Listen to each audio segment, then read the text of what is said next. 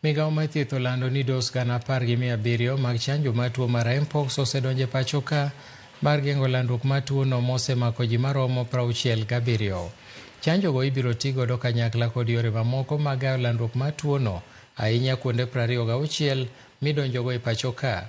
Yore mamoko mag geng'o landruok gin kaka rango kama jotuo osetudore gi oganda, pimo jok michich ni nigi MPOX kod tiego jopiny e wi bedakicha gi tuono.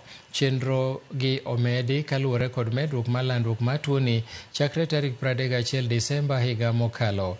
Nyaka ne MPOX muoji e pachoka oselandore e kauntis 13 moting'o 22 e kaunti ma Busia, Mombasa 12, Nakuru 10, Makueni 6, Bungoma 3, Nairobi 3, Kajiado 2 e kind mamoko. People who are most at risk and who need it most, including those people who are living with HIV. Our hope is that this is the first shipment of more to come, and CDC pledges our support to continue to stand with the Ministry of Health as they prevent, detect, and respond to all infectious disease threats, including MPOX. MPOX is zoonotic, and there's a reminder that human health is tied to animals and the environment. And a request and an urge to all of us to adopt the One Health approach.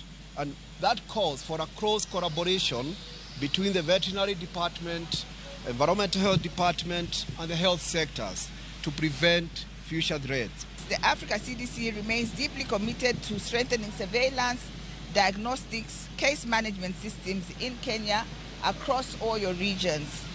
We understand that responding to public health threats requires more than just vaccines.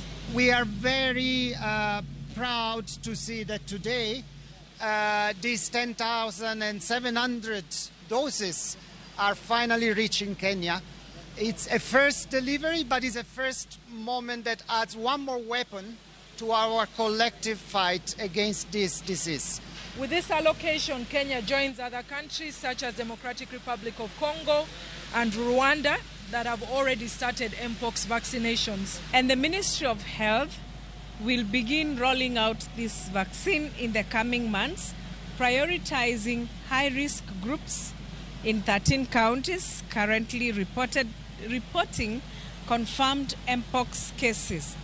And these high-risk groups include individuals who have had close contact with confirmed MPOX cases,